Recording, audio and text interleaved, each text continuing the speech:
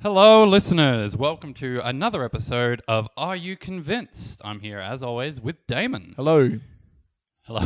Is that all I get? I don't know. I'm good. We were just having a conversation about how do we start this. You know that We're not conversation we have 16 every week. episodes 16 in. episodes in, and we still don't How know do we how to start start this? this. And we still have a conversation about who starts it, even though you've always started it. And then I come up with some harebrained scheme of how to start it. And today, you actually told me we can't start it that way because we could be sued. Well, yeah. I mean, there's a risk of that. Is there a large risk of that, or is it a I small mean- risk but a huge consequence? Pretty much. I Right, mean, okay. we don't have a massive audience. No, but what we don't want is for someone who may or may not be affiliated with a show that you may or may not have once been on. Yeah. Okay. Yeah. Okay. You're giving me that super secret signal to shut the hell up right now. Pretty much. Let's just carry on. No worries. Okay. I mean, if we do become massive and well known, I'm sure we'll vanish off the face of the earth at some Yes. point, and people will look back with fond memories and go, where were those two idiots from Adelaide that had a podcast? they could never get the intro right. No, and then they'll go, no, I have no idea what you're talking about. One You of know them the has a one. meth problem. Yeah. Allegedly. Alleged. Okay. Sorry. You know the podcast. I played it to you that one time. They were talking about Pokemon. I don't remember. Well, what were they talking about in the next episode? I don't know. Cryptozoology. Do you remember that one time where one of them swore over Star Wars? Oh, I remember yes! that one. And that guy that really loves Nickelback. I remember that show. What was the focus of that podcast? I'm not really sure there ever was one, to be honest.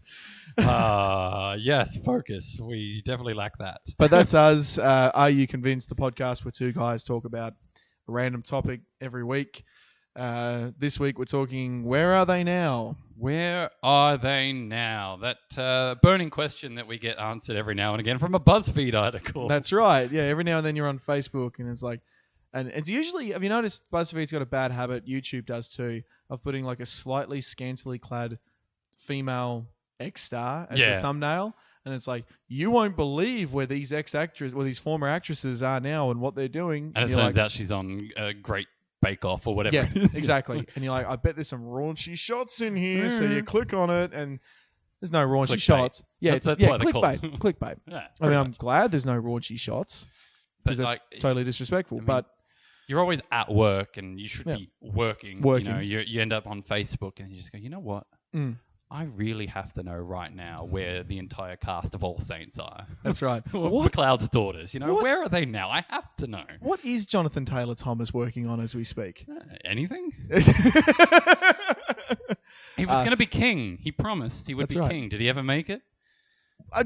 There was 2 other movies made about that whole thing, and he wasn't in any of them. Okay. So I think Matthew Broderick got to be king. Got the throne, and He got to be Jonathan king. Taylor Thomas just got kicked to the curb. and then in the next movie, Broderick got to exile his daughter's boyfriend. Who was also his Nephew? his uncle's son. So what does that make him? Cousin. Cousins? Yeah. Yeah, and then his daughter. I'm bad at family math. Oh, I mean, these are dumb animals and royalty. Yes. Inbreeding's gonna happen, you know. Yeah, and then there was like another Lion King movie, which was all Timon and Pumbaa watching back the Lion first King. one? Do you Yeah. remember that? It was random. It was like what's that? Gogglebox or whatever it is. Yes! Before Gogglebox. That's exactly. It was. Yeah, I reckon some TV exec watched that movie and thought, "There's something here." Wait a minute. We could do this. What are we talking about this week, James? We are doing Where Are They Now? Yeah. So yeah, Jonathan Taylor Thomas. You were talking to me before the show Yes. before we started recording. Yes. What is he doing now? Not a lot, really. The reason I brought him up is because he's kind of. You have these conversations. I think we had one a little while ago, which Yeah. is what led to this, about a certain actor, which I'm going to be looking into, and you come up with these things about. Remember him? He was in that, and then the obvious conclusion to that question is, okay, well, what's he doing now? And Yeah. with Jonathan Taylor Thomas's case, nothing. He basically quit to be a family man, and I remember I remember reading that he went to college Okay. in California, so he obviously upskilled and bettered himself. And I like to think he would have followed his old man's footsteps and got a trade and then a TV show. By about old that man, trade. do you mean Tim Allen? Because that's just I automatically I mean, associate. yeah, I mean Tim the Toolman Taylor. Yeah. But it turns out they're not actually related. You see, I know. And then he's not even related to James Earl Jones. Why would he be? Because that's Mufasa. No. No, he's not. There's zero family resemblance there whatsoever. Actually, the actual conversation that you and I had to start this was, I remember it. You were saying to me, we're talking about Power Rangers. Yeah. And you said to me, did you know that the pink Power Ranger, firstly you said, did you know that the original one's name was Amy Johnson? And I said, no. Yeah, Amy Jo Johnson, AJJ. A to the double J. Is that what you people in the know call her? Like when you see her at an event or something, you just go, come out hey, to Australia. I'm very disappointed. Has she not? I've got no Pink Ranger autographs. Oh man! And you've got all the other original autographs. Yes, every other one that's living. Yeah. Yeah, But yeah, Amy Jo Johnson. If you're on Instagram, her handle is actually A to the double J. Yeah. It's terrible. Okay. It works. No, but it's hers. She can use it. Whatever. But Cool. she has gone on. She was actually in a few shows during sort of the early 2000s. I think she was on Felicity, which was one of J.J. Abrams' early shows, which also starred Jennifer Garner, who went on to star in Alias, which was by J.J. Abrams as well. There you go. So, I'm noticing a thread throughout all of this. But back to Amy Jo. Mhm. Amy Jo Johnson. She's become a director in her own right. She just recently did a film called A Space Between, which I think came out last year in the US, but may have just recently got its release here in Australia. So it might be in local cinemas if you're interested in checking that one out. It could be good. We Don't hope. know. Yeah, could be.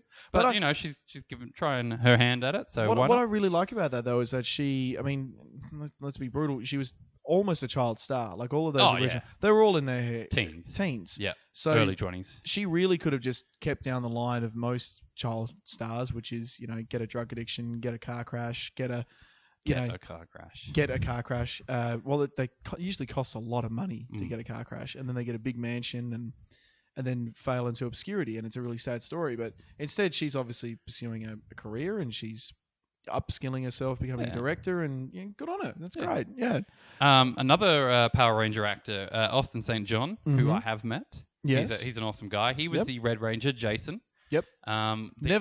Never my favorite. Never your favorite? No, never my favorite. He was the youngest of a lot of them. He was 19, I think, when the show started. Had just had his 19th birthday. How old were the rest in their 20s? Sort of either 19 or going into 20s, yeah. Because he always looked, because he was the leader. Yeah. He always, and bulky. Huge. Was he staunch? He always struck, I always thought he would have been the oldest. Yeah. Or maybe I never thought that. Maybe I'm retroactively thinking that I thought that he was the eldest, but... Yeah. So after the show aired, he actually went on to be a paramedic in DC for about 10 years. And then he had at some point during that, I'm not sure, but he went to be a healthcare provider in the Middle East. He was working with the US military, although he himself wasn't directly associated with any branch of the armed forces. But so he was over in the Middle East. What you're saying is he was...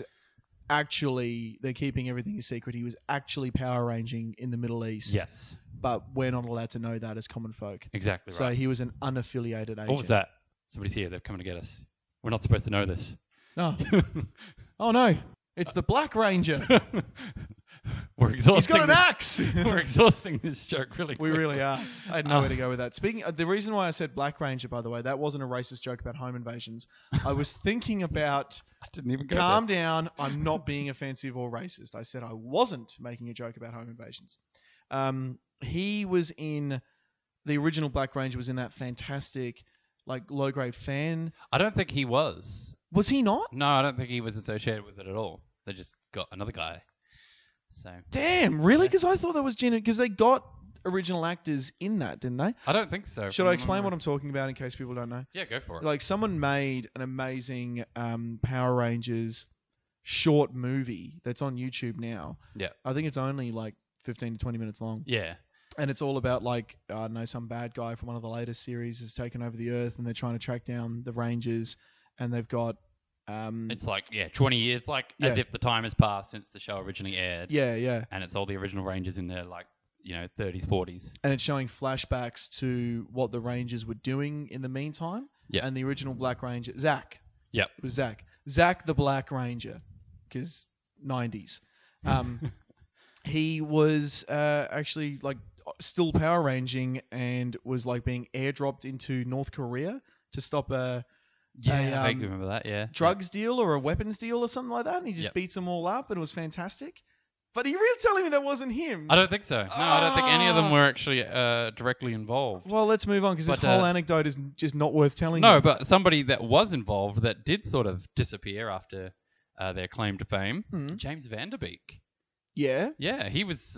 was he in that short fan movie that I was just talking about? Yes, he played not Jason, but Rocky, the second Red Ranger. Oh, okay. And he was more famously in...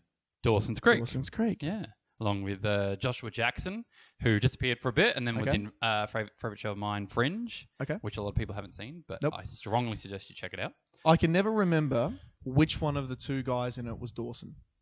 It was the blonde one, wasn't it? It was James Van Der Beek. Okay, so he's the blonder of the two guys. He's the one that owns the creek. Well, it's his. I don't want to wait for our lives to be over. Well, that was a nice segue, actually. That song was everywhere when I was growing up. But terrible singing. Speaking of terrible singing, Damon, Nikki Webster. Oh, now come on. Strawberry Kisses. We've even forgot the actual. She did a cover of that Jungle Book song. What is it? I want to be like you. Did she? Yeah, she was doing that. It's like, you do realize this is a song about a monkey wanting to be a human. Yes. You've got like. You're not a monkey. This No. is like species appropriation right now. You know, you're holding. You know the monkey wasn't real, right? You're holding the ape cause back years, Nikki Webster.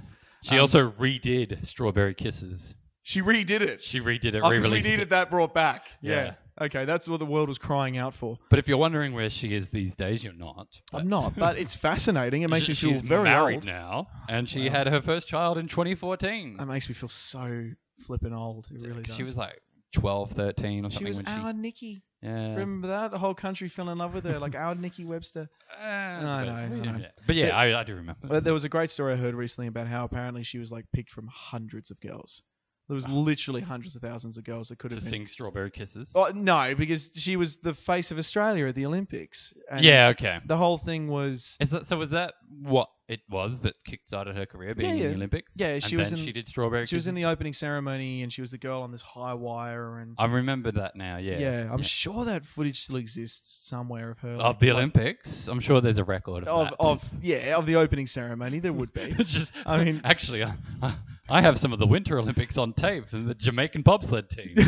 So 2 hours. No, you're confused. Oh, okay. That's a great movie. That was on recently. A bunch of people were tweeting about it. Like, I can't believe Cool Runnings is on TV. When I was to get people amped for the Winter Olympics. When I was at school, it was on every Friday afternoon. It was that or Around the Twist. They were the only two VHSs that we had at my school. Oh, okay. Yeah. Anyway, this off topic. Who's this Jonathan Lipnicki? So, do you remember Stuart Little? I do. Or Jerry Maguire as well. He was in Jerry Maguire. I've never seen it. Neither have I, but I know that he's in it. For some Show reason. me the money. Jonathan Lipnicki from Stuart Little. He is buff as hell. Okay. He trains in various forms of mixed martial arts. We are talking about the so blonde he could be albino kid with thick Coke bottle glasses from Stuart Little. That's the one. He's now wailing on people as a mixed martial artist. Yeah. That's fantastic. He's buff. I love that. That's so great. Like, he's the cutest kid on the planet in that movie, and now he's an MMA star. Yeah. That's awesome. I love it. One of my sort of young childhood crushes. Yep. Not Jonathan Lipnicki. I mean, he was cute, but could have been, man. Like Anna Chlumsky. I hope I'm saying that right. She was in My Girl. Chlumsky? I don't know. Somebody that has a name like that. You've got the good names this week. Yeah. Yep. She sort of vanished sort of after My Girl and the sequel My Girl 2. Appropriately named. No, they did not make a sequel. Did they really make a sequel? Made a sequel, yeah. Didn't he die? Macaulay Culkin died, yeah. He got stung by bees and died. So how did they... They had the kid from Last Action Hero. She went to... Doing what? Being her rebound? Her rebound guy. Oh, that's so disgusting. She decided she wanted to go away during the summer, I think, to California. What, and fall in love again? No, she wanted to find out more about her mother who had passed away. Her mother wasn't around in the first movie, so she wanted to go find out more about her mother. So she goes to to LA and she stays with some guy, Someone. and his son is the guy from Last Action Hero, the kid from Last Action Hero, and they That's sort of do their grossly thing. inappropriate. it Too soon, Anna Chlumsky. It is. Too I mean, soon. I've not seen that movie, but I know like my sisters grew up watching it, and apparently it's like the saddest ending of all time. Pretty much. Everyone just cries their eyes out, but it fills your heart. You know, this young couple that were in love, and it's so adorable. You And Dan can't Aykroyd. follow that up. You can't follow that up with her falling in love again. That's disgusting. Dan Aykroyd makes the best dad that you wish you had, pretty much. Yeah. I could watch him read the phone book Yeah, I think so. happily.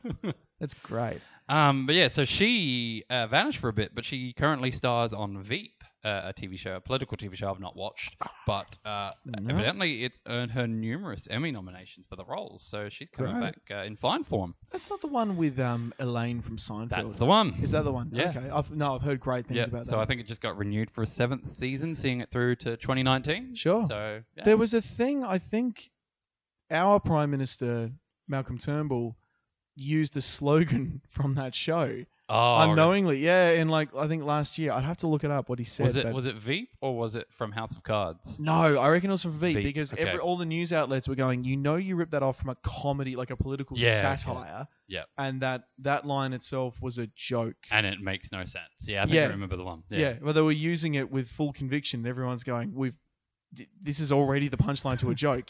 We didn't even have to work to bring this policy down, Brilliant. Yeah. Why have you got a photo of current Edward Furlong up on your laptop, James? It's really depressing to look at.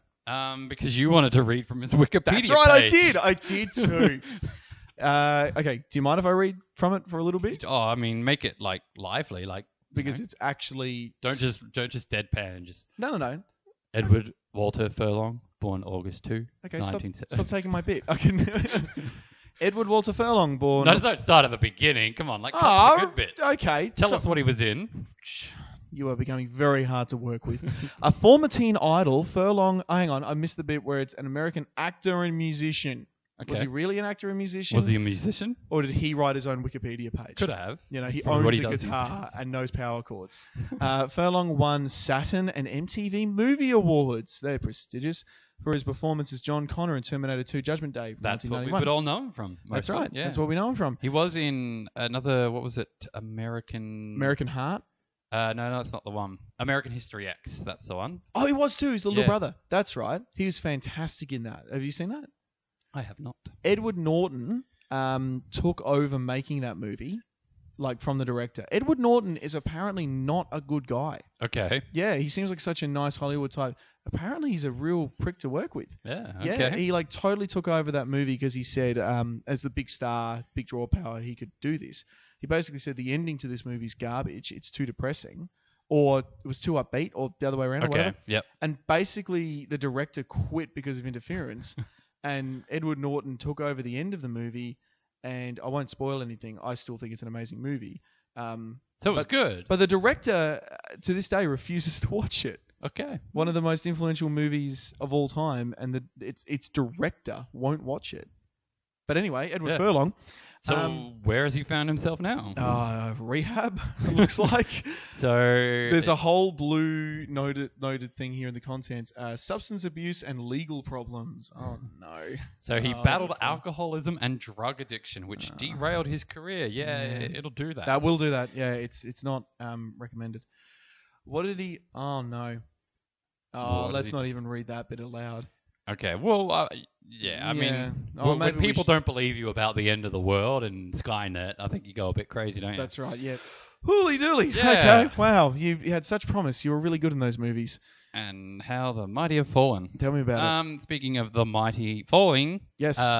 golden child of the 90s, Macaulay Culkin. Mm-hmm. He had quite a few substance abuse problems after his time in Home Alone. Does he not still? Still, probably, yeah. Well, who knows? I mean, all I know is that whenever I see a photo of him right now, he's very skinny. Yeah. Very skinny. Yeah. He became the vocalist for a comedic band called the Pizza Underground. Do you have any of their stuff? Because I really would like to hear some. Well, I'll have to look it up on Spotify after we're done, I think. Sure. That would crack me up if Spotify's got full playlists. But there's this video that was on YouTube of it's like a web series. It's called Drivers, but with a Y instead of an I. It's like a pun on Lyft in America or Uber. Okay. Pretty much. So he's taking the place of a driver, carrying a passenger around, and he's like, I can't drive. My girlfriend's just gotten me to do a job today because she's like cooked out of her head. So I'm driving around. So he swaps places. The guy's like, well, I can drive. If you can't actually legally drive, I'll drive. So Cool. they swap places. And so Macaulay Culkin's just in the back seat of the car telling his life story. Like, it's obviously fictionalized. But he's just going like, just imagine your family like leaves you behind on Christmas. They go on Christmas vacation and they forget about you. Not once, but twice. And they manage to take my asshole brother every time. Leave me behind. Not only that, I had to fend the house off from these crazy lunatics. That's right. They wouldn't even swear. They were going around calling me louse and stuff like that. And muttering under their breath. Apparently that movie was plagued with issues because what's the guy's name? The very famous actor who played the thief. There's Daniel Stern and Joe Pesci? Pesci, yeah. Apparently Joe Pesci would shut down filming every now and then because he would just go into swear-laden rants and like, no, Joe Pesci, you can't swear in this movie, and that would make him swear more. So the only shots usable are the ones like right before he drops the F-bomb in his mumbling. He couldn't help it, apparently. Brilliant. I really shuffa would always end in F and S and F and C bomb. I want to see like, that version no, of Joe the movie. Pesci! But pretty much he's telling this story, and then towards the end of the video, they get carjacked. Great. And he's just like, oh, you messed with the wrong guy. He like twists a coat hanger, sticks it into the cigarette lighter, heats it up, burns the guy's hand, and then he ties him up. And then the next shot is him. Like he has his passenger still with him, but he has the carjacker tied up. Yep. And he's gonna he's gonna threaten him and torture him. And the guy's just like, oh my god, I'm just gonna go if that's cool. So it's basically what was his character's name in that? Kevin McAllister. So it's basically Kevin McAllister grown up. Yeah, and he just goes. That makes perfect sense. The lights go off and you just hear screaming. For consecutive years, that kid had the worst thing imaginable happen to him. In consecutive Christmases. Yeah. You're gonna turn up a little bit weird. Yeah, I think so. Wow! I've got to check that out. We should probably wrap this up pretty soon, but get into our actual arguments. I thought you meant like the whole podcast. Oh yeah. Like, do you have somewhere to be? Because I'm in your house. It is a Wednesday night we're recording this. Normally it's a Thursday, so yeah. So you've got prior arrangements for the week. Well, I had prior arrangements for Thursday. Oh, sorry. No, clearly not. Wrap up the intro so we can get into the arguments. But yes. I guess a lot of this hasn't been really all that much sunshine and puppy dogs, has it? Rainbows. No. But on a real sad note, he sort of vanished a little bit. Rick Moranis. He was in Honey, I Shrunk the Kids. Spaceballs. Honey, I Blew Up the Kids. Yes. Spaceballs. Honey, We Shrunk Ourselves, the really bad third sequel straight to video. Yeah, didn't need to do that one. He was in Little Shop of Horrors. Yes, he was in Ghostbusters. Yes, he was. He was in Flintstones. I am Gomithres, the gatekeeper. Well, no, hang on. I've got that line right. No, he's Gomithres. He was searching, or was he searching for Gomithres? Is any of this important? No. No. Carry on. Anyways, his wife actually passed away in 1991. Are you the gatekeeper? Cancer. I mean, that probably wasn't an appropriate time to say that. Fair point. Sorry, you're right. His wife died of breast cancer. So yeah, unfortunately, his wife passed away in 1991 from breast cancer. And he, a few years later, he decided to leave acting permanently to raise his kids, which is, a solid decision. Like, stand up, admirable. Leave the profession and focus on what's really important. Yep. He hasn't acted in anything since. Fair enough. Been in a live action. I did read when we were researching this just before we recorded the last. Because we're professional, we leave it to the last minute. Oh, absolutely. Yeah. I wrote this an hour before I got in my car to come here. 20 minutes before you got it. Yours is written in crayon and not neatly. No, we looked at Brother Bear, that animated one. Yeah. He was a voice actor in that. Yeah. But like, that's not. I mean, So I think, Don't even I can't remember if what the date was at, but he hasn't been in anything live action. 2003, I think. Yeah, is when so it- no live action performances since '97. and that was So still 15 years ago. voice acting, you go in for like a week and you do your lines and that's Now, it. you So and it's easy. you and I have been talking a little bit about this off air, about this idea that and we used Friends and The Big Bang Theory as an example in this one. Yep. Now, far be it from us to criticize actors, directors, writers, anyone. And I mean, we don't know. No, what and we they're doing. don't. What I'm about to say, I say out of total ignorance here, but it's more sort of speculation. You use the example of how much those guys in The Big Bang Theory made. Yeah, because season 10 was when the actors for Howard and Raj got onto parody with Sheldon, Leonard, and Penny, which they were already on $1 million per episode. So that's $24 million per season for at least the last 3 seasons. Yeah. Now, these people aren't doctors. They're not eye surgeons. They're not going to Iraq and rebuilding hospitals and orphanages.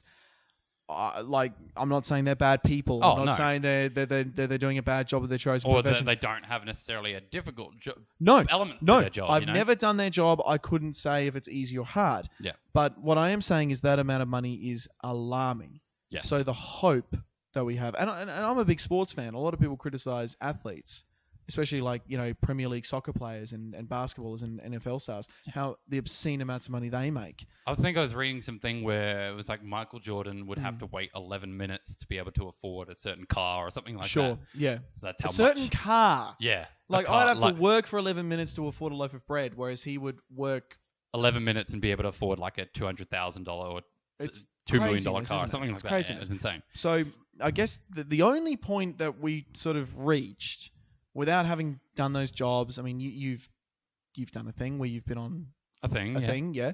I've not, but I assume it's not easy and it takes up time out of your life, and certainly you get remunerated for it, handsomely, and good on you. You've worked for that time.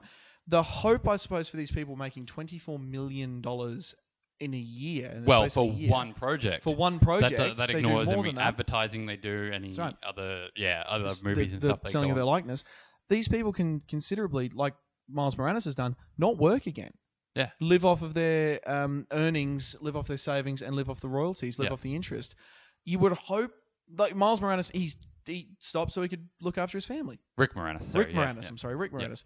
And I mean, so it's an excellent point. Like a lot of these stars that do vanish clearly have had money where they can do that. Yes. Yeah. Yeah. So hopefully, when you look through some of these stories, they're not all putting their money to good use.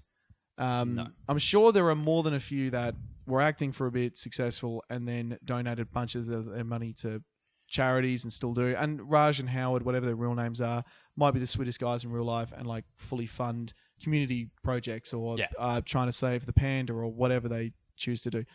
Don't save the panda, or save the panda. Do whatever you want. So like I'm sure there are people doing really good stuff with their money. But I guess what you and I sort of concluded was we really hope they're doing good stuff with that money because it's a lot of it. You can live on, or eat happily on $100,000 a year. Yeah, happily. Yeah, like that. That's generous. Not exorbitantly, but happily. Yeah, you can. Yeah, and so, like you said before too, you're assuming you've paid off your house, paid off your car, so you're living debt free. Yeah, and you've got $100,000 rolling in every year. Yeah, that's a comfortable existence. Yeah. So you'd like to think with the other millions of dollars you've earned that year that you're being productive with it. Yeah, absolutely. So, but I mean, who are we to judge? Oh, and I'm not judging. It's more just a point, a hope. And like I say, I'm a big sports fan, and there are people in Australia making close to $1 million a year for kicking a football around. The argument I'll make there is that their career expectation, the lifespan of the career, the best ones might only be until they're about 33. Yeah. That's usually and they train hard and they do injuries and they completely tailor their life around their profession. They genuinely really work hard to do what they do. And there's no great opportunity. Like there's a huge risk of failure. Yeah. And like a very small amount of success. Anyway. Oh, sorry. And you reminded me though. Sorry. Yeah. It reminds me of, I've read this thing. I don't know if it actually became something or what, but it would be a good idea for something like a Black Mirror episode or what have you. The idea of an alternate universe where like firefighters and policemen and such are paid athlete wages and they're sponsored and they're on like crazy amount of money. Kay and Peele did one for teachers. Okay. They're like commentators for teachers. Yeah, okay. Yeah, and they read out their stats and they read out their like success rates and stuff and their great crowning achievements, and they do it like a sports show. Yeah, okay. It's fantastic. Yeah, just the unsung heroes that really deserve more than they get. Absolutely. And it really puts into perspective when you think about Yeah. actors and athletes and stuff earning just crazy amounts of money for what they do, when And in the you research, could argue other people are more deserving, but yeah, you know, and it's market forces and all that, and yeah, I mean, God, unfortunately, that show we were talking about pulls down millions of dollars because for some reason people watch it and find it funny. Yeah. When people watch it and find it funny, that means it generates income. Exactly. So we're not saying they're stealing the money. Oh, no. They're making the money. Yeah. We just hope that they understand that they're making obscene amounts of it and that they're productive with it at least. Anyway, James. Yeah. All right, let's get into it, shall we? One of my favorite shows that aired. Sorry, this is really gonna hurt. Oh, don't do this. It aired. I know the show you're going to talk about, and I don't want to acknowledge how long ago it was. It started airing in January of 2000. Oh, no. And that's Malcolm in the Middle. Children were born in that year who are only now legally allowed to drink. Yeah, the same month that January of 2000. Oh, wow, that's now crazy. they can start drinking. Oh, my God. Legally. Yeah. Malcolm in the Middle introduced us to a kid who went on to become one of the most sought-after young actors of that decade. Yep.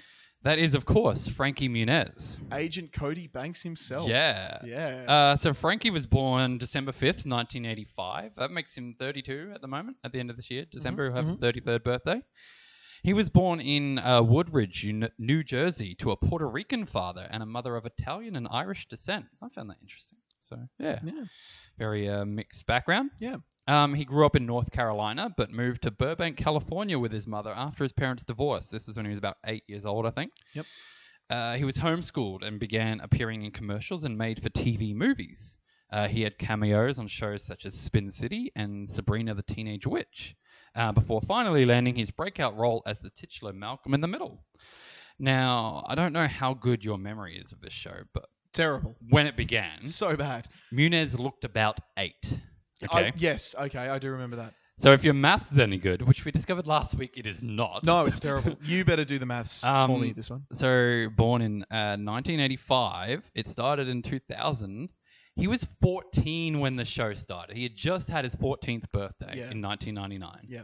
He did always have a baby face, didn't he? You're right, because he looked 8. Which was fine, because he was playing he was a prodigy. Yeah. Yeah. He became a highly bankable star in the early 2000s, appearing in family films such as Big Fat Liar and, like you said, Agent Cody Banks, and its sequel, Agent Cody Banks 2. No. Agent Cody Banks 2, the director's Kids Need Braces. But puberty hit hard. Yep. And I think as it does us all, James. As Frankie's cute, youthful appearance started to fade, the quality of Malcolm in the Middle began to decline a bit, with its show concluding in its seventh. I'll start that again. That was English. Almost. Mostly it was English words. They just didn't come together. The show concluded its 7-season run in 2006 after 151 episodes. I mean, that's nothing to scoff at. That's pretty impressive. It was it was the biggest show. Yeah. I remember for a good couple of years there when I was in like late primary school. Introduced me to the circle game. Oh, which has come back in a big way. Yeah, and all these uncreative jerks in every photo now has got a little circle down below their waist. I have to throw myself amongst those ranks. I've had a couple of photos where I've sneakily snuck one in, and because I'm, like I say, uncreative and a jerk. So that's Frankie Muniz. That's how we remember him, really. But we want to know what happened after the show ended. Where is he now? What was Agent Cody Banks doing a couple of years ago? He did continue to appear in a few random movies and TV shows, but he actually took up a career in racing, motorsport. Really? The career really kicked off in 2004, still during his height of celebrity status. He participated in the Toyota Pro Celebrity Race. Sorry, that's Toyota Pro / Celebrity Race in Long Beach, California.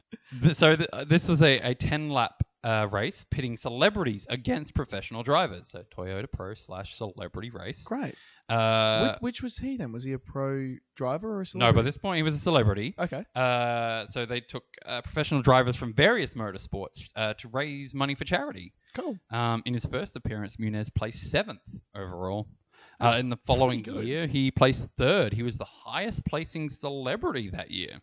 So behind 2 third. pros. Yeah. So it's 2 pros, Frankie Muniz, presumably a bunch more pros, and then Corey someone else. Feldman or Yeah, something. thank you. Yeah. I don't know. Somebody. Someone else who needed the money. Wow, okay. Yeah. Wow. So he began to look into joining a racing team as an owner because being rich means you could just buy your way into things. Now, I'm sorry if I'm going to take something that you're going to bring up, but at one point he was on Punk'd.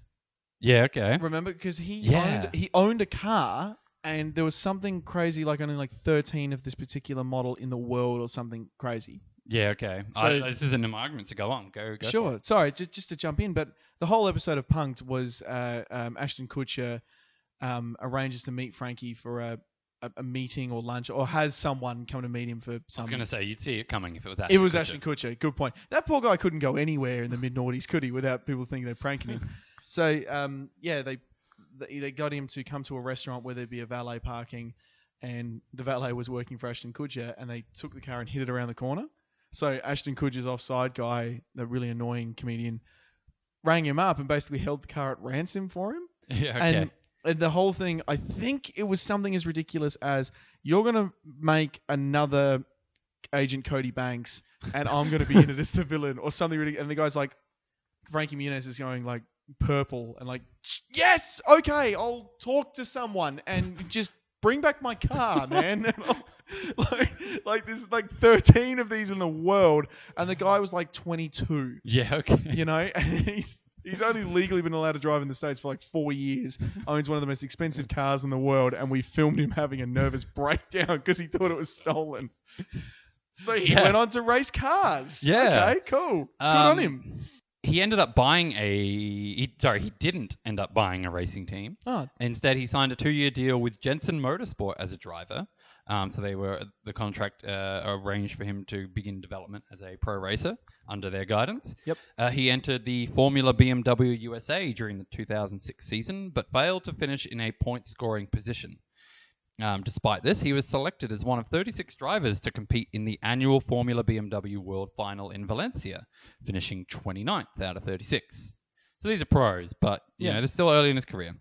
That's still respectable though, considering what's this kid's background? It's acting, not motorsports. That's a respectable finish. In April of that year, he again returned to the Celebrity Pro Toyota Pro / Celebrity race, finishing 11th from a starting position of 19th. Frankie's attention shifted in 2007 to the far more competitive Champ Car Atlantic Series. He competed in the entire season of 12 races, during which time his best race finish was 9th place. Overall, he placed 22nd for the season. In 2008, Muniz signed with the championship-winning team Pacific Coast Motorsports. At the end of the season, he was awarded the Jovi Marcello Award for sportsmanship, which is voted on by fellow drivers. So, that's a notable achievement. That's huge. Yeah. Muniz joined Team Stargate Worlds Of in course 2009. Uh-huh. The team changed their name that year Oh, thank God. to Stargate Oh, Worlds, no. presumably due to sponsorship from the game Stargate Worlds, which never saw release. I was going to say, I'm thinking like Stargate SG-1 or Stargate Atlantis. It was a multiplayer game, online game based around Stargate. That's ominous, man. That's Yeah. That's some bad It never juju. came to fruition. So he was on Team Stargate Worlds in 2009. That's a claim During to fame. this season, Mhm. Muniz placed in the top 10 during every race with a best finish of 4th. So one race he came 4th. But yeah, top 10 the whole season. I honestly didn't know any of this. Yeah. Because you said to me last week, I might do Frankie Muniz. And I'm going, cool. We've got no idea what this kid's been up to. I'm really stunned and impressed here. This is exactly what I was hoping for. His 2009 season, however, was cut short due to a wrist injury just prior to the penultimate race. Yep. But in 2011, he again took part in the Toyota Pro / Celebrity race, perhaps this time as a pro. I would hope so. by this point. He's blurring the lines in the criteria a little bit. He is though, the isn't Slash. He? Do you reckon, he's what? The Toyota Pro Slash. Slash, that's celebrity right. race. I thought you meant he's the guitarist from Guns N' Roses. No. Like, he's clearly not. He placed 4th after starting in 15th position. So, yeah, pretty good. Pretty good. Cool. Frankie Muniz went on to be a motorsport racer. No, that's not all he did. I thought you were going to say, no, none of that was not true. Also, He did that. I've been pranking you this whole time. He's dead. Also, No. good. Wow. Okay, I'm glad. I'm really glad. Good, you're glad he's dead? Oh, No, I'm glad he's not you're dead. Not I'm still doing glad- that bit. Okay. No, I'm really not. In 2012, he started a music career, Oh, no. joining the band Kingsfoil as a drummer. However, he had to leave the band in 2014 due to scheduling issues. In 2017, he started managing the band Astro Lasso, which consists of members formerly from Kingsfoil. Muniz travels with the band, doing their monitor systems, lights, as well as serving as the designated driver, because he's good at that. This guy is living teenage Damon's dream. He was an actor, good at driving, was in a band named after something from Lord of the Rings. Kingsfoil is that weed. Yeah. That It's a weed. Yeah. Kingsfoil, it's a weed. It might help slow the poison. Hurry, Sam. And then they chew it up and spit it into Frodo's wound. And now he's managing a band, so he just gets to travel the world with a band Yeah. and play with lighting. Pretty much. I want to swap lives with Frankie Muniz all of Yeah. a sudden. Wow. I'm Okay. not done. What else does he do? So this band, Astro Lasso, Yeah. opened for We the Kings during their tour last year. I don't know who that is. No, but, I've never I mean, heard of any of these bands. Yeah, but whatever. the listeners might. Apparently they're big. Okay. So from actor to race car driver to musician turned band manager, Frankie Muniz has had an incredibly interesting life. I'm not done. Is he doing more? In November of 2012, he was hospitalized after a transient ischemic attack. I don't know if I said that right. Transient ischemic attack. What does that mean? Which is a brief episode of neurological dysfunction. In essence, a mini stroke. Oh, no. He suffered a second attack in the following year. During his time on Dancing with the Stars, last year. He better not be dead after the joke that I made. No. I'd feel really bad. It's okay. He's alive. Okay, Don't panic. But he wasn't Dancing with the Stars. So he was on Dancing with the Stars just last year. He spoke about his health issues and mentioned that he has suffered memory loss. He says, "It makes me a little sad. Things pop back into my mind I should have remembered." Malcolm in the Middle co-star Bryan Cranston, top bloke, he still speaks with Muniz. He's spoken on the matter, saying, I'll tell him, remember this? Remember that from Malcolm? Yeah. But whole portions of Frankie's childhood are missing in his mind. It's something I've never really talked about, Muniz said. It's just my life, but we were talking about Malcolm and how it started, and I don't really have memories of being on the show. My memory of being on the show is seeing the episode. Is that so? Is that because of the strokes? I believe so. There's a connection there. Yeah. Wow. He added, I love to be able to look back. It makes me a little sad that it doesn't just pop back into my mind. Like, I should have remembered going to Australia. That's something that people remember. Okay. But the actor's short-term memory is still functioning, and his devoted girlfriend Paige helps by keeping a journal of events. Wow. So that's what Frankie Muniz has been up to since Malcolm in the Middle. Are you convinced that Frankie Muniz has had a more interesting life since retiring from acting? You could have just said, "Are you convinced Frankie Muniz has had a more interesting life than you?" Like, yes, Yeah. I'm convinced. Yeah. Wow, that's crazy. Like, he really did live the teenage boy's dream for a long time. That's sad about the memory thing, though. That sort of sucks. I almost don't want to start mine. Mine's actually kind of super depressing. Oh, okay. Yeah. Is he alive? Yes, he is alive. Okay. My guy is alive. Is he in like a cybernetic suit that keeps him breathing barely, like really like? In one version of reality, yes. He was betrayed by a father figure, mentor figure, who cut his legs off. Driven mad by love, ambition, and crippling guilt. Pending fatherhood. Yep. Committed genocide on Indigenous people.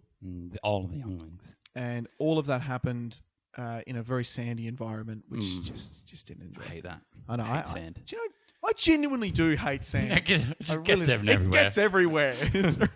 All right. You know, the first time, sorry Yeah, right, go on. to interrupt you. The first time I saw the movie, I thought he said sound. I hate sound. I wish I was deaf. So do I. Hayden Christensen. It gets everywhere. But we're not talking about Hayden Christensen. We're not. We are not talking about Hayden What's he Christensen. doing? Later. Sorry. I don't know, but just quietly, I hope it's not acting. Sorry, go on. Okay. Tell me who you're talking about. I've chosen to look into the original Anakin Skywalker. David Prowse? No, not David. Well, that is another fascinating story. He is well worth looking into. There's a great Netflix documentary on David Prowse called I Am Your Father. Yeah, okay. Amazing. You should watch it. And it talks about... that guy had a really successful career in his own right before Star Wars. Yep. And then Star Wars seems to have done everything in their power to discredit him. And shaft him. And shaft him. Yeah, okay. Yeah, it's really quite awful. But anyway, listeners, watch that doco. It's incredible. We're not going to cover that here. No, because it's a whole other episode. But poor David Prowse. Now, I'm going to talk about Jake Lloyd. Okay. Now, I genuinely didn't know anything more about the original Anakin from Phantom Menace until I started researching it. Yeah. So I was quietly hoping this would be a happy story. It's not. Okay. I'll tell you, when I get to my point in my little script here, I'll tell you the point where I started researching. You know, when you Google, what is Jake Lloyd doing now? Enter, oh no. Uh-oh. I'll tell you the point where I got to my oh no moment and then continued my research. Okay. Okay, so James, I started researching this guy in the hope of learning something positive. I was not only let down, but felt a little... yeah, pretty much like that. Hey, Damon, why did you start a podcast? Because I'm really good at English. Rewind. I was not only let down, but left feeling kind of depressed. Like you, I grew up in 3 distinct eras, which, in future, historians will refer to as pre-prequels, prequels era, and the post-prequels era. For reference, we are currently in the roller scope? Oh, damn you, autocorrect. In the roller coaster, is what I meant to say. We're currently living in the roller coaster of the Mouse Wars era, as I like to call it. The clever name if you think about it. The pre-prequels era was a fascinating time. We look back now at deluded fanboys blindly expecting the best and never once considering the worst. The prequels era, or as I like to call it, the great self-lying, the golden years, was the golden era of delusion. You cut me off a few times last week, so I did. No. I trust me. I just take everything because I deserve it. Frankly, last week I made a your mama joke. I deserve whatever's coming for me. It's fine. That delusion, which led to fear, then led to hate, became the suffering of the post-prequels era. Our generation had its Star Wars, and it sucked. Now, people, especially nerds, are like monkeys. We move in groups. We chatter loudly. We freak out and we throw poo when we feel the slightest bit aggravated. And this poo throwing would be the thing that perhaps best captures the essence of the post-prequels era. And the targets were very easily recognised. George Lucas had poo thrown on him. Ahmed Best, the poor guy that said yes to the role of Jar Jar, had a lot of poo thrown on him. Natalie Portman, as she's actually called, had a lot of poo thrown on her too. Not really her fault. No, not at all. Far undeserved, yeah. Yep, and this is sort of what I'm going to get to. Yeah, none of these people really deserved... maybe one. Maybe one did. But the least deserving of these targets was the one who ended up with the most poo smeared across his person and his legacy. Rarely does a movie franchise so ruin a young life as it did for Jake Lloyd, the 10-year-old. 10. He's friggin' 10, James. Who, much like George Clooney with bat nipples, had to endure being punished time and time again for merely accepting the role of a lifetime. Jake Lloyd took on the role of young Anakin Skywalker, the eventual Darth Vader figure of the Star Wars trilogy. Following The Phantom Menace, which was only his second film after his turn in Jingle All the Way, brief break here now for Jingle All the Way references. Put the cookie down! Turbo Man! I know you're Booster. Have you got any? You're really losing the accent there. I really did. That was stopped being Austrian and became vaguely Czech at some point. You sounded like the guy from Frozen. Woohoo! It's a blowout. Yoo-hoo! Put the cookie down. What an obscure reference, James.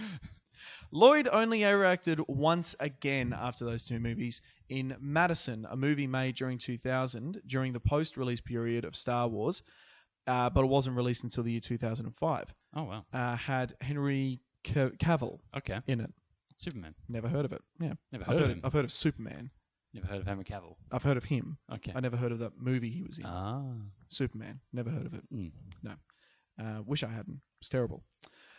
Following this period, Lloyd quit acting altogether, citing the hell he endured post episode 1 as the primary factor.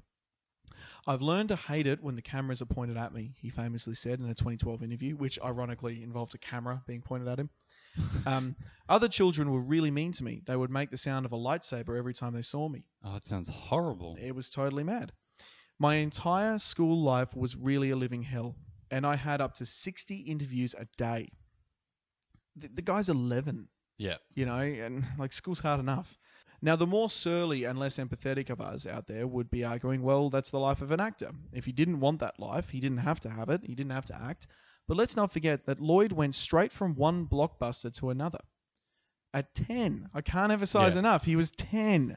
He was never a Mouseketeer or anything. He just went straight to being Anakin Skywalker. Yeah.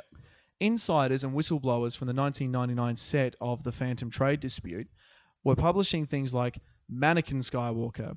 Word is he stinks, but he's so cute. Gonna derail the whole franchise. Did you get my Phantom Trade Dispute joke there, by the way? I did, yeah. I thought that was clever. Yeah. Oh, okay. It was. Maybe it was. You should feel proud of yourself. It was just clever and funny on a, I'm just going to nod and I smile. didn't have to bring it back up, did I? Yeah, no.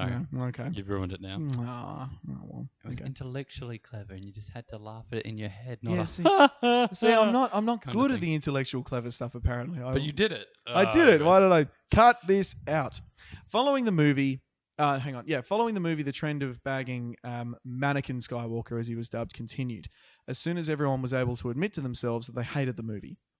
While fans were quick to throw poo on the little Padawan with a high metachlorian count, others in the industry have rallied behind him, highlighting the fact that very few people have been able to effectively work with George Lucas's writing and directing. True. One of the very few, Mark Hamill, star of The Last Jedi and easily the best Joker, said in an interview with Vulture magazine, "I couldn't believe some of the things they wrote about the prequels. He was only 10 years old." That was Hamill saying that, but I'm going to emphasize it again. He was only 10 years old, people. He was only 10 years old. That Lloyd, he said, did exactly what George Lucas wanted him to do. He also acknowledged the film had clunky dialogue and that while he has issues with George, he still loves the man. Yeah. Apparently the filming of Star Wars was not a pleasant one for anyone involved, and apparently George Lucas is just not that good a director. He's made amazing things. He's an amazing creator and visionary guy, but he's terrible apparently for actors. Ron Howard, current savior of the franchise and a man that Disney now owes a Chewbacca-style blood debt to, wrote in a letter as CEO of Imagine Entertainment on the 14th of January 1999. He wrote a complaint letter addressed to one Miss Cooper, who is someone presumably involved in something called Newsweek, which is presumably a news agency of some kind. Now, I've got the letter here. News agency. Yeah, exactly. Inverted news commas. agency. I've never heard of Newsweek. We also have to say inverted commas at some point every episode. Because we're a podcast and no one can see us doing this with our fingers. Whenever I do that, I think about the Friends episode. When Joey says Go on. Okay. Stay on track. Stay on target. Okay, stay on target. Okay, when people do this, I don't really know what this means. So, anyway, let's talk about Friends. Let's do a Friends episode. On target. Okay, staying on target. Our runtime is getting long. Okay, I won't read out the whole letter, but I'll read out just a little part of it. While your Buzz Wars episode 1 piece was generally snide and insipid, the pot shot... This is bloody Ron Howard writing this to a news person. Happy by the way. days. Yeah. Well done. Thank you. That was good. Okay. Sunday, Monday. Happy day. While your Buzz Wars, in inverted commas, episode 1 piece was generally snide and insipid, the pot shot at 9-year-old Jake Lloyd was downright irresponsible. The piece cites unnamed insiders, in commas, who are critical of this 9-year-old's performance. I have no way of knowing how accomplished or professional he may have appeared during the principal filming, but I seriously doubt these insiders, in inverted commas, are inside enough to have seen the edited version of the new Star Wars. Because I have, and in my own opinion, Jake Lloyd is terrific in the film, which, by the way, is truly amazing. Movies are subject to public scrutiny, yes, but for Newsweek to attack a child's performance based on a rumor and without even having seen the movie is shameful. How good's that? Yeah. I mean, he's completely wrong about the movie. That's his opinion. But how good's Ron Howard for coming into bat for this kid? Yeah. And obviously this Newsweek did some, slam piece on the movie and rumors coming out that he was terrible in it. He just puts it all in perspective that the kid's 9 years old, for God's sake. Well, yeah, I was going to say, you're saying he was 10 at release, so how old was he when they were actually filming? Yeah, like 9 turning 10. Probably 8 even. Well, probably 8 when they recruited him. Yeah. Honestly, maybe even younger. Yep. It's just insanity. Now, this week's topic is where are they now? And I would truly have loved to write a nice piece about a celebrity falling out of the limelight only to focus on family and become successful in business or have a surprising involvement in other projects. I would have loved to have come in and convinced you that Jake Lloyd's transformation from mannequin Skywalker to champion real estate agent with some of the highest sales figures in the Midwest was the most amazing Phoenix rebirth story ever. But this is not a fairy tale, and he did not rise from the ashes. Lloyd has since been diagnosed with schizophrenia. Last year, he was arrested by police in a high-speed pursuit, the details of which I don't want to go into because I'm not a news agency, I'm not Newsweek, and I have respect. Suffice to say, Lloyd's Where Are They Now story ends with the line, transferred from prison to a mental health facility. Wow. That was last year. So instead of asking the whole Phoenix question, I'm going to ask you instead. Are you convinced that Jake Lloyd was completely mistreated and unfairly punished for being in a bad movie? Yeah, definitely. Yeah. Like I said, I'm sorry, that's not a very uplifting end to the show, but the more I researched into this character, and the moment I went, oh no, the very first article I found on this kid that I was genuinely curious about, I really wanted to know what happened to this guy after Star Wars. Yep. The first thing I read about was Jake Lloyd arrested, car crash, high-speed pursuit, police. Oh. And I'm like, oh no, and I genuinely thought, do I pull out of this and not research it? But then I started researching some of the things said about him, and I found this letter from Ron Howard, and I'm like, no, this deserves to be talked about. Yep. This was a child star whose only crime was being in a movie, probably living his young dream. And I'm not saying, Lord knows he could have developed schizophrenia regardless of whether his career panned out well. Yeah. But he certainly quit acting because of the pressures of the movie and because of the just the horrible, nasty stuff that was being said about him. And very few people have really stopped to consider that, like I said to you before, George Lucas, while being a great director and he's donated a lot to charity and stuff like that, he's a good guy, he really didn't make a good movie. And this poor kid, with very little experience, had to act alongside Ewan McGregor, Natalie Portman, Liam Neeson, had to carry his own. Really, we should be commending him for what he turned out in that movie, I feel. Sure. Not taking pot shots at him on TV. So... yeah, sorry. Not a very uplifting one, but that's what it is. Yeah, that's what it is. Yeah. I have the page here for Hayden Christensen because we were talking about that before. Yes. He copped a bit of crap from his time in Star Wars. From us. Yeah. Well, but I know I've given him a lot of crap for it. He's been nominated for a Saturn Award. What is the Saturn Award? It's like another movie awards thing, sort of best actor or what have you. Sure. Nominated for a Saturn Award for best actor and a Cannes Film Festival Revelation Award. So he is actually quite talented. He was in Life as a House, which is an incredible movie. Yeah. Check that out if you haven't. Okay. I haven't. I will. By no means a terrible actor. He just sometimes gets poor work, and that's just sometimes the luck of the. This is it. Luck of the draw. You've heard of the Nostalgia Critic?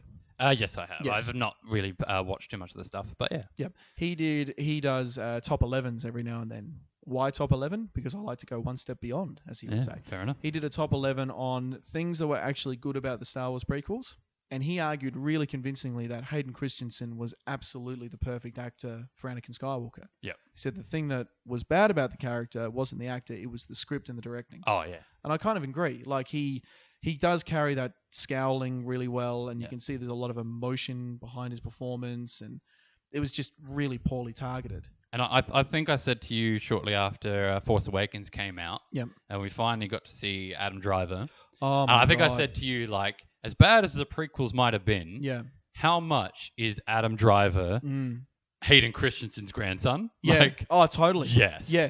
Also, I mean, he is the Anakin Skywalker I wanted. If we could go back in time and change one thing and bring one person with us, I would bring Adam Driver back in time with us and have him play Anakin Skywalker. Yeah. That would be perfect. Yeah. It'd mess up Force Awakens a little bit, but, you know. But yeah, he is. Yeah. He has the same sort of mannerisms and attitude about everything that he does brought to the. He does it better. Yeah. But I take your point completely. Yeah. Apparently, in 2007, Christensen bought a farm near Uxbridge, Ontario, in Canada. Because he's Canadian. Yeah. Never knew that. So he began renovating the property himself and devoted time to learning about livestock, crops, and agricultural machinery. So, yeah. Good on him. It's interesting. Buy a farm. Why not? There you go. Maybe I picked the wrong maybe I picked the wrong Anakin actor to research. Yeah. Would have been far more interesting looking at him, but there you go. Well, that's certainly been very, very insightful. It's always interesting to look back on. It On is. these people you forget about and what have they been doing this whole time? Especially when they're, when you watch when you absorb as much content as we do nowadays. And, some of these people were household names like Frankie Muniz. Every Monday night we'd watch Malcolm in the Middle. That was, one of my favorite shows. That was the show you'd go to. I was starting high school when it came out. Yep. And that was the show you'd go to school and talk about. Absolutely. Yeah. It was the water cooler show. Did you watch it? Yeah. That's right. And like I said about Jake Lloyd, he was in a generation-defining movie. Even if it was bad, that was the movie when we were kids, wasn't it? That was what you looked forward to seeing, and it was just dominated everything. Do you want to really... this will hurt. Go on. Phantom Menace is older Go on. than A New Hope was when Phantom Menace came out. Yeah. And it's almost older than Empire and Jedi were. So meaning... From the time that A New Hope came out to the release of Phantom Menace, however many years that was less time. Less time than has passed since Phantom Menace came out to now. Yeah, it's terrifying, isn't it? I know. Oh my God. We're getting old, Jim. We are. We're getting old, mate. But hey, what did you think? Did you enjoy this week's episode? Are you convinced by our arguments? Do you think Frankie Muniz has led a really interesting life? Do you think Jake Lloyd has been totally shafted in his life for making arguably maybe one bad career choice? Well, I wouldn't even say it was a bad choice. It was a great choice. It is a great choice, isn't it? You would never turn that down. Would you like to be in Star Wars? Yes, please. I will be a hand in the background waving. Happily. I'll be in Canto Bight if I have to. Oh, really? To be in a Star Wars movie, yeah. I liked that movie, and I still wouldn't be in that scene.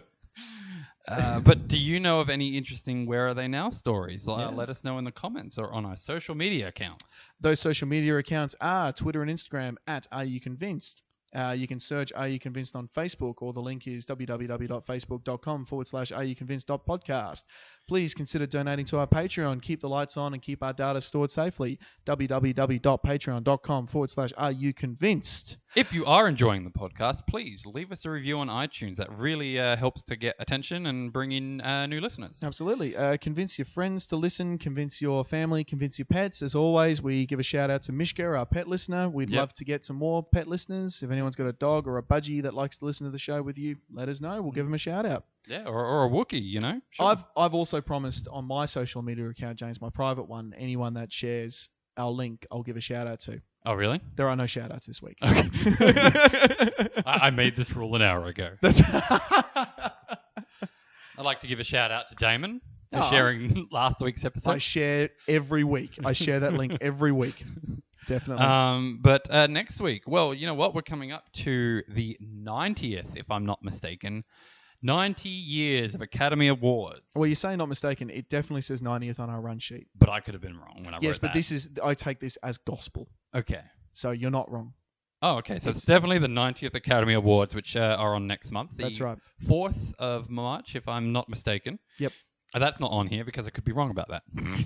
But if it was on here, James... It would be fact. It would be fact. Yes. Exactly. Fact. And an actual fact is next week's episode is Oscar snubs and undeserved wins. Of course it's a fact. It's written on the run sheet. So we're talking about all those movies that should have won, or actors or actresses or anybody that should have won an Oscar, should have won an Academy Award, That's right. or those people or films that won that didn't deserve really it. to. There's plenty of them out there. I'm sure everyone's got their favorites. I'm sure everyone's got the ones that boils their blood. One that's often really contested, and I wouldn't say it's necessarily undeserved. It's just whether the situation brought it to fruition is Heath Ledger. Yes. Getting a Best Supporting Actor for the Joker.